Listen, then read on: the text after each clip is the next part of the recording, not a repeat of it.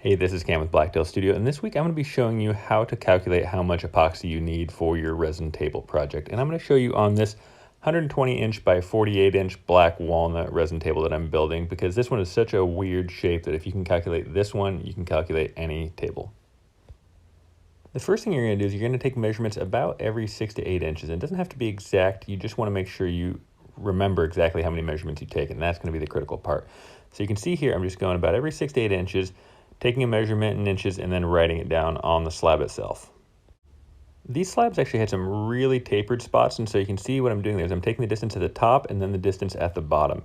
And normally I wouldn't do this, but since there's about a 6-inch difference between the slope there, that's why it was important to take a distance on the top and the bottom.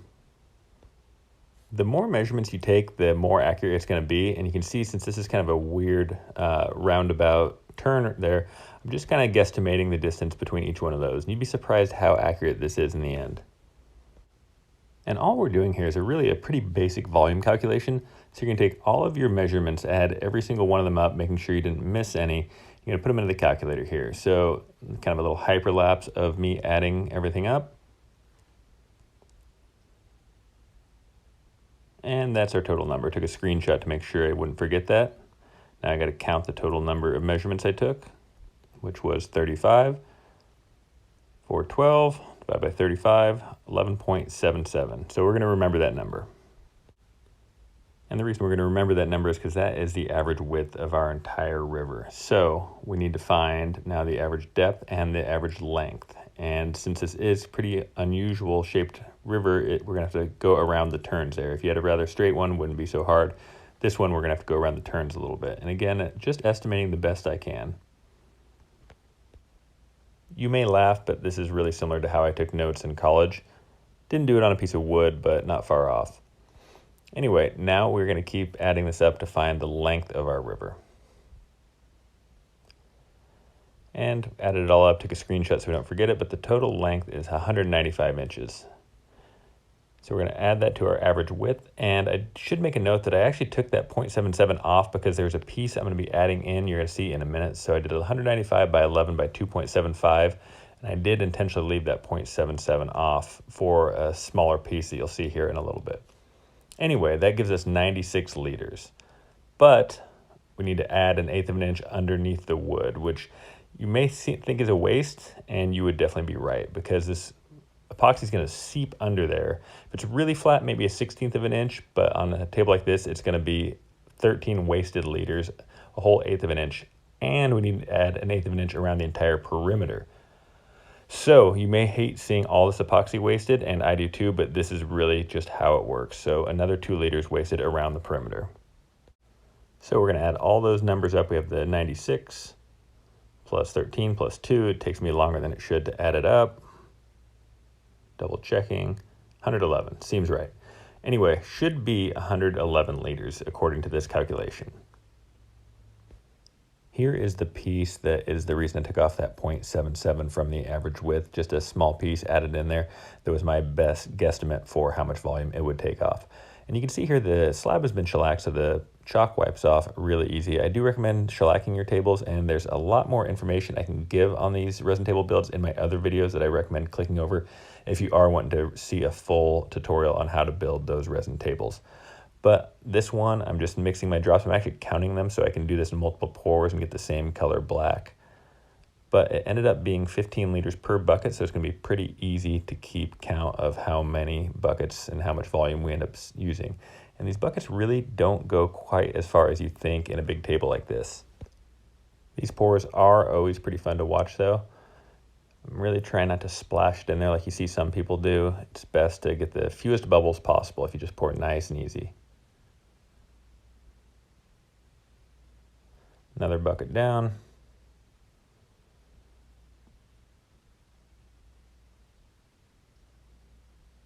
No real reason I couldn't be pouring all in one spot, but I do kind of like to mix it up a little bit. It's important to get the table as flat as you can, at least when you're topping it off. It's going to make the biggest difference for you to make sure not all the epoxy pools to one end. And anyway, I let this first layer cure because it was so much epoxy, it can react if you pour too much at once. So I did 45 liters, and I'm going to do my second pour to top it off. I did wait till this was fully cured, which ideally you want to wait about 2 days till it's just kind of gummy and then do the second pour. But since it was fully cured, you need to come back, scuff it up to get a really good bond on that next pour. Also, it is black and you're not going to probably see any dust that's in there, but I still want to get it as clean as I absolutely can. The microfiber does a really good job of picking up all that dust. This dam is kind of optional, and sometimes it works, sometimes it doesn't, but it gives you about another 1/4 inch, 3/8 of an inch of a buffer when you top this off. If your table's slightly tilted and over 10 feet, this table, there's no way I was going to get it perfectly level, so there's going to be a little bit of a pool at one end and not so much the other. I did also count the drops per liter of black on this epoxy to make sure you wouldn't see a thin layer of color change, because even a black you think is just black, but if you had a very black on the top and not as black on the bottom, you would get a little bit of a seam there that you just wouldn't want to see from the side. So I got about as perfect of a color match as I could. Pouring my buckets here, seeing how close we're going to get. I did see one guy online that was bragging about a 60-liter pour, and this is my biggest pour to date, and it's only 100 liters. There are some guys online that I've seen doing, I know I've seen 200 liters, and I think Black Forest even did a 300-liter pour, which is just crazy. But a good tip if you're not using a vacuum chamber is to let these bubbles set for about 15 minutes, let them all rise, come back with a torch, pop them all, and that's going to get rid of a big chunk of them. It's not as important with a black table, but with a transparent table, it's really, really important to try to minimize those bubbles. And some of you are probably going to notice that even though I popped all those bubbles, as soon as I pour it in, I'm introducing a lot more air, so more bubbles are coming. And most of those will pop on their own. You just want to minimize all the bubbles you possibly can. One tool that I love for these projects is a little Jello injector. You can get a whole pack of them on Amazon for super cheap, but they make a great tool for going back, filling the little nooks and crannies. And I have a lot more details on this if you do want a full resin table build. I'll include some links to that. But one of my favorite tips that I found out kind of by accident, and this is one I figured out on my own even, is using a brush to brush all your sides in. And that's because these bubbles, when they splash in, they like to cling to the sides. Like you see, bubbles stuck to a straw in your soda or in your water, that if you can brush it off, it's really, really going to minimize the amount of bubbles that end up sticking to the sides in the end. So as I'm doing the voiceover, I realized I already kind of gave away the total number, but how close did I estimate? Added up all the buckets, it ended up being 105 liters total, which actually surprised me even a little bit. I didn't know I was going to be that accurate. It was 111 was our estimate, but 105 was really, really close. And we could have easily poured another 6 liters in there if we wanted to really top it off. But here's a quick clip of us at Creative Woodworking getting it surfaced. Here's a clip of it ready to ship. I am going to do a video on building a crate like this if you're interested.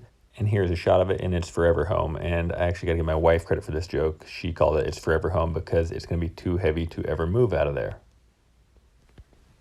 Okay, that's the whole video. I really appreciate you making it this far. If I left anything out or if I wasn't clear on anything, please feel free to ask me in the comments. I'm really pretty good about answering every single one of those. And as always, if you like this video, please subscribe for more just like it. Thanks again.